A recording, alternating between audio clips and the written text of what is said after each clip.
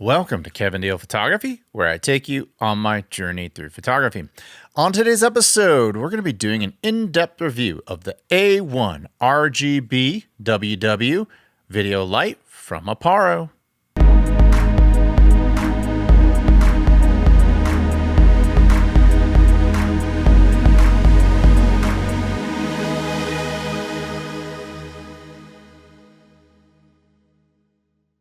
I'm pleased to announce that I'm launching 3 Capture One style packs: Metamorphic Portraits, The Sound of Silver, and Rangefinder. These will eventually also be available for Lightroom, so if you go to kevindealphotography.com, scroll to the bottom of the homepage, and join my mailing list, I promise I won't send you spam, but I will let you know the second these release. And now, on to today's episode. Welcome to today's episode. If you're not familiar with Kevin Deal Photography, we do gear reviews, tips, techniques, and tutorials, and sometimes we dive into film. If any of that sounds appealing to you, click the subscribe button below.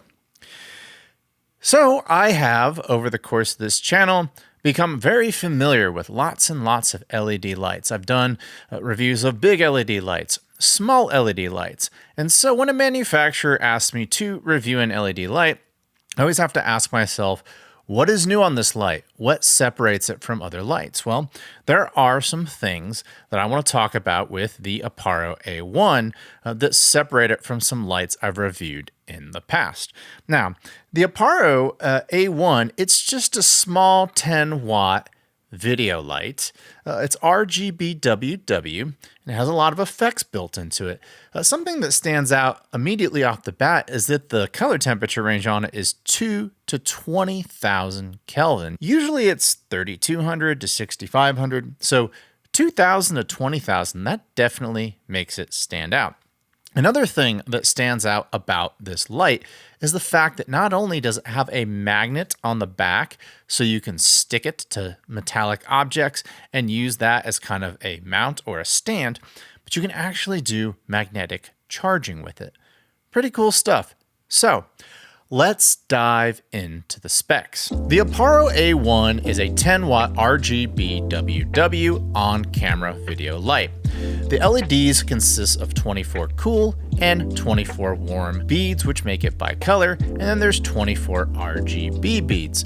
The CCT mode has a color temperature range of 2,000 to 20,000 Kelvin. It has a magnet on the back so you can attach it to anything metal. It also supports magnetic charging in addition to USB-C charging. It has 21 lighting and 16 pixel effects for a total of 37 built-in effects. It comes with a honeycomb grid for focus light and a diffuser for diffuse light. It has a CRI rating of 95. It's supported with the Decile Light Plus app, which is available on all major app stores. It comes with a velvety pouch. It has a Type A to Type C USB cable. Its battery can run anywhere from 120 to 350 minutes. It's 5 inches by 2.7 inches by 0.6 inches, which is pretty slim. It only weighs 0.2 kilograms or 7 ounces, and it comes in at a street price of $139 US. Well, those specs sound pretty good, but let's put the A1 to the test and see what kind of photography and videography this guy could be good for. But before we get our feet wet, first let's look at how to operate the light. So operating the unit is pretty simple. When you go into the menu mode, you'll see your master modes, and as you scroll, you can see you've got your settings, CCT mode, RGB mode, HSI mode, gel mode, effects mode, animated mode. So those are the main modes, and then within those modes, if you, let's say, go into CCT mode, you can hit OK. And then as you scroll through these, it'll take you through presets. So you've got different presets like sunlight at 5200, moonlight at 4100, sunrise, and so on and so forth. But as you scroll through these, you've got your parameters, brightness, etc. And then when you hit the OK button, it takes you through 50% increments of each parameter. As you scroll through here, now you're in the color temperature. You can go through in increments of 50 Kelvin. And so that's pretty straightforward. Let's go back to menu. You go into the RGB mode, red, green, blue, your color temperature. Same exact concept of adjusting those perimeters. Then you go back over here to HSI mode, and then you've got your different hues. I'm assuming it's 360. Yep, 360, like all standard lights are. And then you've got your gels, your different Roscoe gels. They do it by number, so an 048 gel, a 110 gel, a 115 gel, etc. You have your different effects modes, like your lightning and white demo and RGB flash and party. And then you've got your animated mode, which is all your pixel effects. Within settings, you can of course go in, adjust your power saving modes. You can adjust your language, your Bluetooth to connect to the app. So now let's check out the app so you can see how these controls work. So I'm going to show you the Desol Light Plus app, which you can just download at all your major app stores, Google, Apple, etc. To add a fixture, you'll simply go to the plus. Now, my lights have already been added, but it would show up right here under the add a device. You just add that device, and then it shows up over here. Now, when you click on it, you'll see recent, and it's called the Pixel Stick, even though it's called the Aparo A1. In the lighting program, it's called the Pixel Stick for some reason, not sure why. But when you click on these, you can change things about them. If you hold down on the fixture, it'll process, and then you can do things like rename it. So it said it timed out, but when I hit rename, I'm going to name that one Backlight. When I'm done, hit OK. OK. Now you see on the left, it's called Backlight, and the right one's called Pixel Light. I could rename that one Key Light if I wanted to. So let me hold that down. Moving on. Should be renamed and hit OK. Cool. We have Backlight and Key Light. Now let's turn them on. There's the backlight. And there is the key light. Now within each fixture, you can go through, you can change the color temperature. It goes from 2000 to 20,000 Hertz. And then down here, this is your slope for how it dims and gets bright. And this is your intensity. So that's pretty easy. In HSI mode, you just have your different colors. You can change it. You also have a color temperature within there that you can change. You have your tint, a whole bunch of other cool things. RGB, you can just move it around. And then you also have color gels, your Roscoe and Lee color gels. And then you have scene effects, pretty standard, lightning, TV screen, candle lights, all very standard effects, but you do also have things like speed, and you can offset the hue. Now, one thing that is cool on this is you do have pixel effects. So there's like a beer sign, a candle, a double siren, Knight Rider, stuff like that. There's some really cool rainbow pixel effects, etc. There's also a music mode, which I don't have any music going, but it would react to music. And then you could take a picture of something. So I'm going to take a picture of my blue hat, and then that light turns that color once you hit the acquire button. So that's really it in terms of the app. And then, of course, you can go in and group them together. So if you want them both to synchronize and do the same thing at the same time, you could have like a master fader to control that. So that's how the app works, but let's see what kind of creative stuff I can do with the Aparo A1.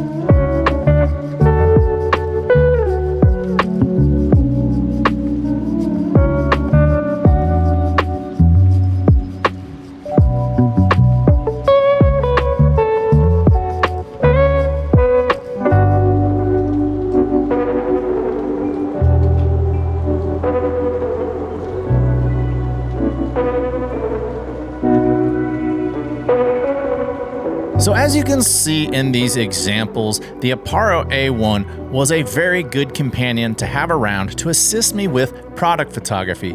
I just grabbed the lights, moved them around, and it completely changed the creative look of the product. So that was what I elected to test in today's episode, and I think that the Aparo A1 passed that with flying colors. Whether it was my Canon camera, Canon lens, the Martini and Rossi bottle, the Hasselblad, no matter what I threw in front of it, the ability to change color temperature, luminosity, or do RGB gave me a very diverse palette of creative possibilities. So now that we've used the light, let's talk about what we like and don't like about the light.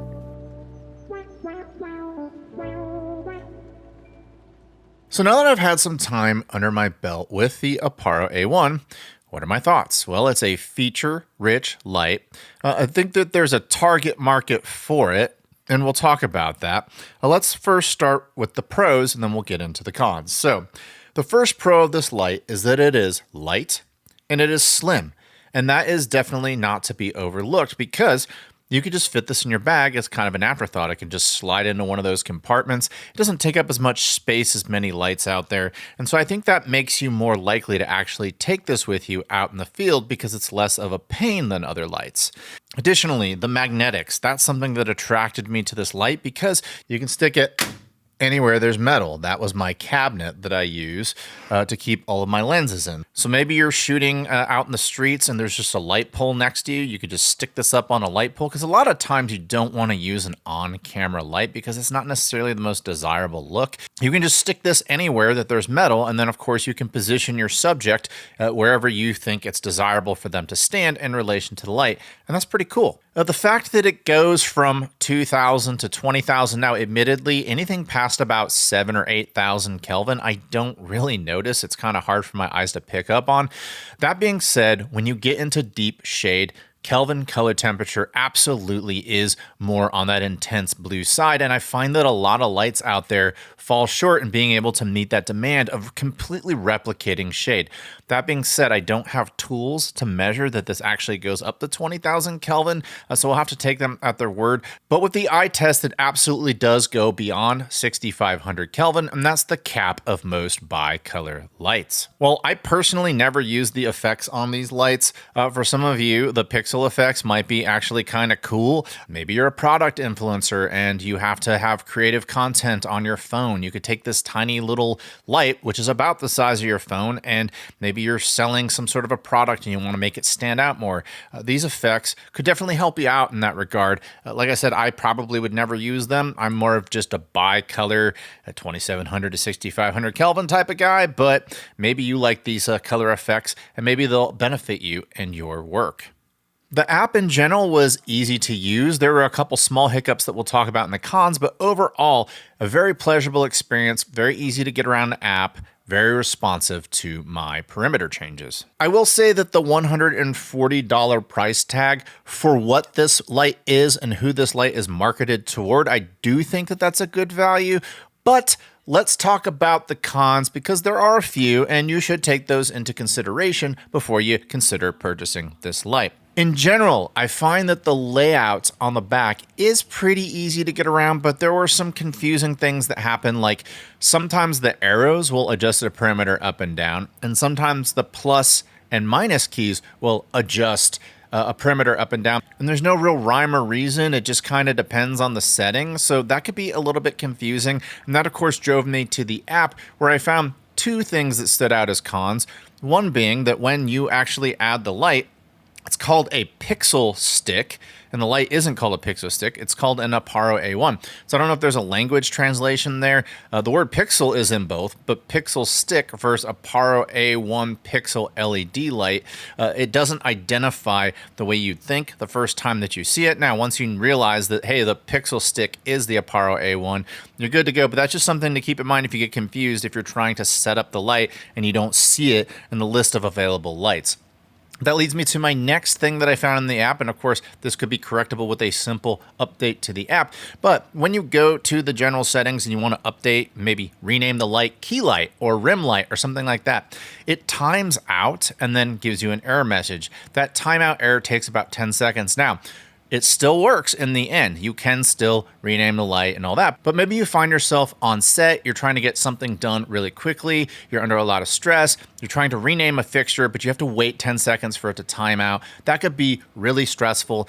And I'd like to see Aparo make an update to the app to address that timeout issue that even though in the end it still works, it still wastes some time. Another thing that stands out is that while these diffusers are pretty cool, and I do understand that the reason why they designed them to get smaller is to store in your bag, they don't necessarily conform well to the outside. They kind of bend a little bit. And so from an aesthetic standpoint, that may or may not bug you. I don't think it's going to impact how parallel it is to the front of the fixture, so I don't think it's necessarily going to impact quality, but it's just an aesthetics thing. Maybe it's nitpicky on my part, but something that may bother you. And I found the same to be true with the grid, although the grid was a little tighter than the diffuser was. So just something to keep in mind. And then lastly, the last con is if you don't find yourself needing a 2,000 to 20,000 color temperature range, then you don't find yourself caring about the fact that this could magnetize and stick onto metal or be charged by your phone's wireless magnetic charger. There are definitely a lot of options out there if you just need like a lot of power and a bicolor light for less money. That being said, Aparo was nice enough to give you all a 20% off coupon, which I'll leave in the link in the description below. So that $140 price tag will actually be 20% less. Now, who should purchase this light and who should avoid this light? Well, I would say that if you're a videographer who wants to have a light that you could just stick onto something metal, stick it up there real quick, film your subject, then you could take the light if you really wanted to, put it on your camera, have that versatility. I think this is a good light for that. If you're a content creator who needs a small light with a lot of features, you're mainly recording with your phone, I think this is the perfect companion for that. Maybe the traveler who just wants a video light for video conferencing, also a great light for that. Who should avoid this light? Well, if you need a lot of power, this light is only 10 watts. Now, it is a very bright light at 10 watts. It will still look pretty darn bright, but in the grand scheme of things, if you have your aperture at f8 or f11, this light may not be dark enough for that unless you're using very slow shutter speeds, but maybe you're a product photographer and you're okay using that tripod and you're okay using those slow shutter speeds. In that case, you could still get this light and it could still do great things for your photography, or if you're a videographer, your videography. That does it for today's episode. I want to thank each and every one of you for sticking it out to the end. What do you think about the Aparo A1? Do you think it's worth the money? Do you think it's overpriced? Are you going to get one? Do you have one? Tell me about it in the comments below. And if you like this channel, I humbly ask you to click the subscribe button below. And if you like the content of this channel and you want to hear my more uncensored and in-depth opinions on photography and videography related subjects, I highly recommend you check out my other YouTube channel, the F11 Photography Podcast. And if you just want to listen to it, you can check it out on all major platforms, including Apple and Spotify. And until next time, I'll talk to you soon. Bye.